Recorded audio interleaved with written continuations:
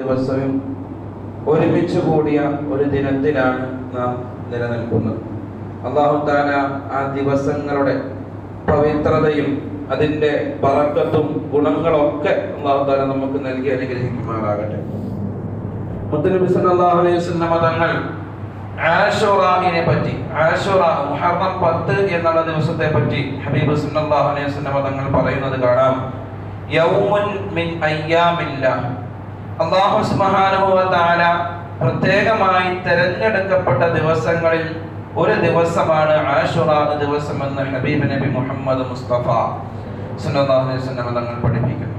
മറ്റൊരു ഹദീസിൽ ഹബീബ് സല്ലല്ലാഹു അലൈഹി വസല്ലം തങ്ങൾ വെള്ളിയാഴ്ചയുടെ മഹത്വം പറയുന്നുണ്ട്. അതിൽ മുത്തനബി തങ്ങൾ പഠിപ്പിക്കുന്നത് സയ്യിദുൽ അയ്യാം, ദിവസങ്ങളുടെ നേതാവാണ് എന്നാണ് ഈ വെള്ളിയാഴ്ച സംബന്ധിച്ച് അല്ലാഹുവിന്റെ റസൂൽ സല്ലല്ലാഹു അലൈഹി വസല്ലം തങ്ങൾ പഠിപ്പിക്കുന്നത്. അപ്പോൾ അത്രത്തോളം പവിത്രതയുള്ള രണ്ടും കൂടി ഒരുമിച്ച് കൂടിയ അപൂർവമായ ഒരു സാഹചര്യമാണ് നമുക്ക് വന്നിട്ടുള്ളത്. അപ്പൊ ഈ ഒരു അവസരം പരമാവധി നമ്മൾ മുതലാക്കുകയും വേണ്ട രൂപത്തിൽ ഈ ദിവസം നാം ദിക്ർ അദ്കാറുകളൊക്കെ ചൊല്ലി നല്ല രൂപത്തിൽ പണിയെടുത്തു കഴിഞ്ഞാൽ വലിയ പ്രതിഫലമാണ് ഇന്നത്തെ ദിവസത്തിന് ലഭിക്കാനുള്ളത്. ഈ ദിവസം മഗ്‌രിബ് സൂര്യൻ അസ്തമിച്ചതിന് ശേഷം മഗ്‌രിബിലേക്ക് കടന്നു കഴിഞ്ഞാൽ ഇതിന്റെ ഫളായിലുകളൊക്കെ നഷ്ടപ്പെട്ടു പോവുകയാണ്. അപ്പോ പോയതിനു ശേഷം, വണ്ടി പോയതിനു ശേഷം കൈ കാട്ടുക എന്നുള്ളത് നമ്മൾ പറയാറുണ്ട്. അങ്ങനെ നഷ്ടപ്പെട്ടു പോകുന്ന സന്ദർഭത്തിലൊക്കെ പറയാറുണ്ട്. ആ ഒരു അവസ്ഥ നമുക്ക് ഉണ്ടാവാൻ പാടില്ല. ഒരു വിശ്വാസിയെ സംബന്ധിച്ചിടത്തോളം ഇത്തരത്തിലുള്ള അവസരങ്ങളൊക്കെ മുതലാക്കുന്ന ആളാവണം.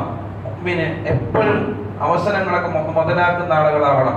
മുത്തനബി സല്ലല്ലാഹു അലൈഹി വസല്ലം തങ്ങളുടെ സഹാബിമാരൊക്കെ അങ്ങനെയുള്ള ആളുകളായിരുന്നു. എന്തെങ്കിലും ഒരു അവസരം കിട്ടിയാൽ അത് ഉടനെ ചോദിച്ചു വാങ്ങുന്ന ആളുകളായിരുന്നു മുത്തനബി തങ്ങളുടെ അസ്ഹാബ്. ഹബീബ് സല്ലല്ലാഹു അലൈഹി വസല്ലം തങ്ങൾ അവിടുത്തെ അനുചരന്മാരായ സഹാബുകൾക്ക് ഇങ്ങനെ ക്ലാസ് എടുത്തുകൊണ്ടിരിക്കുകയാണ്.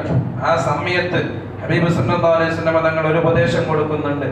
ഹിസാബില്ലാതെ, യാതൊരു വിധത്തിലുള്ള വിചാരണവും ഒന്നുമില്ലാതെ സ്വർഗത്തിൽ കടക്കുന്ന 70,000 ആളുകളെ പറ്റി ഹബീബ് സല്ലല്ലാഹു അലൈഹി വസല്ലം തങ്ങൾ അവിടുത്തെ അനുയായികൾക്ക് ഇങ്ങനെ പഠിപ്പിച്ചു കൊടുക്കുമ്പോൾ, അഥവാ നമ്മൾ മരിച്ചു കഴിഞ്ഞാൽ ഒരു വിധത്തിലുള്ള ചോദ്യങ്ങളോ ഉത്തരങ്ങളോ ഒന്നും തന്നെ ഇല്ലാതെ, മഹ്ശറയില്ല, അതേപോലെ തന്നെ വിചാരണകളില്ല, ഒരു വിധത്തിലുള്ള വിചാരണയുമില്ലാതെ സ്വർഗത്തിൽ കടക്കുന്ന 70,000 ആളുകളെ പറ്റി ഹബീബ് സല്ലല്ലാഹു അലൈഹി വസല്ലം തങ്ങൾ വിശദീകരിച്ചു കൊടുക്കുന്ന സമയത്ത് പെട്ടെന്ന് തന്നെ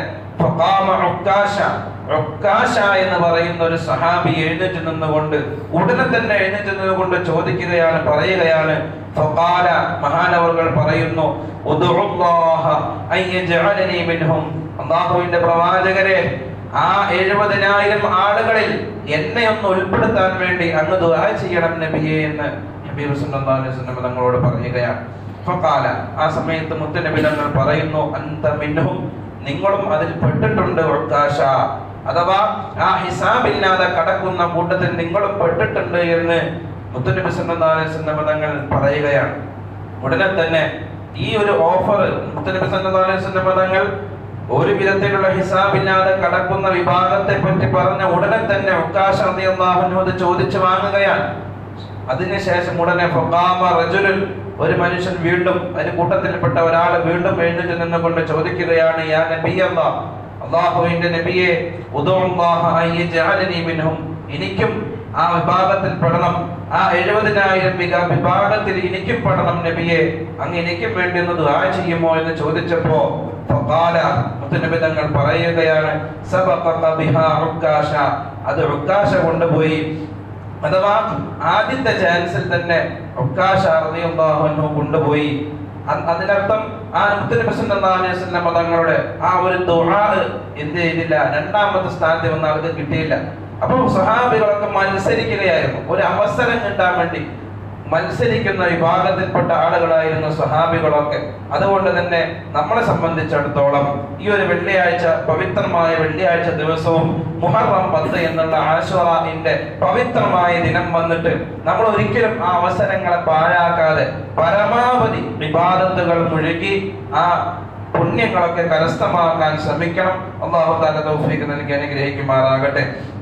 അതുപോലെ തന്നെ ഹബീബ് സല്ലല്ലാഹു അലൈഹി വസല്ലം തങ്ങൾ പഠിപ്പിച്ച മറ്റൊരു സംഗതിയാണ് ഈ വെള്ളിയാഴ്ചയുടെ മഹത്വത്തെ പറ്റി മുത്തനബി തങ്ങൾ പഠിപ്പിക്കുമ്പോൾ പ്രധാനമായും ഹബീബ് സല്ലല്ലാഹു അലൈഹി വസല്ലം തങ്ങൾ പറഞ്ഞത് ഈ വെള്ളിയാഴ്ച ദിവസം എന്നുള്ളത് ദുആഇന് ഇജാബത്തുള്ള, ദുആഇന് ഉത്തരം ലഭിക്കുന്ന ദിവസമാണ് എന്ന് ഹബീബ് സല്ലല്ലാഹു അലൈഹി വസല്ലം തങ്ങൾ പറയുന്നത് കാണാം. അന്ന റസൂലുള്ളാഹി സല്ലല്ലാഹു അലൈഹി വസല്ലം, മുത്തനബി സല്ലല്ലാഹു അലൈഹി വസല്ലം തങ്ങൾ ദക്കറ യൗമുൽ ജുമുഅ, ജുമുഅ ദിവസത്തെ കുറിച്ച് ഇങ്ങനെ വിശദീകരിക്കുകയാണ്. ഫഖാല, മുത്തനബി തങ്ങൾ പറയുന്നു, ഫീഹി സാഅത്തുൻ, ഈ വെള്ളിയാഴ്ച ദിവസത്തിന് ഒരു സമയമുണ്ട്. ആ സമയത്തെ പറ്റി ഹബീബ് സല്ലല്ലാഹു അലൈഹി വസല്ലം തങ്ങൾ വിശദീകരിക്കുന്നുണ്ട്. ആ സമയം ഏതാണ് സമയമെന്ന് അല്ലാഹുവിന്റെ റസൂൽ സല്ലല്ലാഹു അലൈഹി വസല്ലം തങ്ങൾ നമുക്ക് വെളിപ്പെടുത്തി തന്നിട്ടില്ല. നമുക്ക് ലൈലത്തുൽ ഖദറിനെ പ്രതീക്ഷിക്കാൻ പറഞ്ഞതുപോലെ ഏതാണ് ആ ദിവസം എന്ന് വെളിപ്പെടുത്തി തരാത്തതുപോലെ വെള്ളിയാഴ്ച ദിവസത്തിൽ ഒരു സമയമുണ്ട്. ആ സമയത്ത് നിങ്ങളോട് എന്നോട് എന്ത് ചോദിച്ചാലും നിങ്ങൾക്ക് ഞാൻ അതിന് ഉത്തരം തരുമെന്ന് അല്ലാഹു സുബ്ഹാനഹു വ തആല പറഞ്ഞതായ ഒരു ഓഫർ മുത്തനബി സല്ലല്ലാഹു അലൈഹി വസല്ലം തങ്ങൾ പ്രഖ്യാപിക്കുകയുണ്ടായി. അപ്പൊ ഏതാണ് ആ സമയം നമ്മൾക്ക് അറിയില്ല. അപ്പൊ ഇന്ന് വെള്ളിയാഴ്ച ദിവസമാണ്, നല്ലൊരു ദിവസമാണ്. ഏത് സമയത്തും എപ്പോഴും നാം ഇങ്ങനെ നിരന്തരം അല്ലാഹുവിന് വേണ്ടി ദുആ ചെയ്തുകൊണ്ടിരിക്കണം. ആ ഹദീസിന്റെ അവസാനത്തിൽ പറയുന്നുണ്ട്, എത്ര ചെറിയ കാര്യമാണെങ്കിലും എത്ര നിസ്സാരമായ കാര്യമാണെങ്കിലും ഖാലിഖാകുന്ന റബ്ബിനോട് ചോദിച്ചു വാങ്ങണമെന്നാണ്.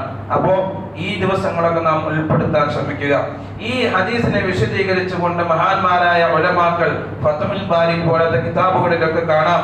ആ സമയത്തെ പറ്റി മഹാന്മാരായ ആളുകൾ അവരുടെ ഒരു ഗവേഷണ പ്രകാരം പറയുന്നുണ്ട്. അഹദുഹുമാ അന്നഹാ മിൻ ജുലൂസിൽ ഖതീബി അലൽ മിംബർ ഇലാ ഇൻസിറാഫിഹി മിനസ് സലാം.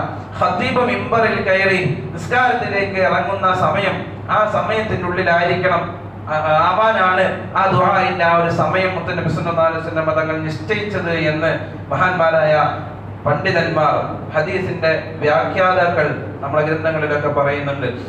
അതിന് നമുക്ക് മനസ്സിലാക്കാം, അതിനെ വിശദീകരിച്ചുകൊണ്ടും ഒരുപാട് തഫ്സീറുകളുണ്ട്. അഥവാ ഈ ഇമാമു മിമ്പറിൽ കയറി രണ്ടാമത്തെ ഖുത്ബയുടെ ഇടയിൽ ഇരിക്കുന്ന കുറഞ്ഞ സമയം ദുആഇന് ഇജാബത്ത് കൂടിയ സമയമാണ്, അധികരിച്ച സമയമാണ്. ഒന്നാമത്തെ ഖുത്ബ കഴിഞ്ഞ് മിമ്പറിൽ ഖതീബ് കുറച്ചു നേരം ഇരിക്കുന്ന ഒരു സമയമുണ്ട്.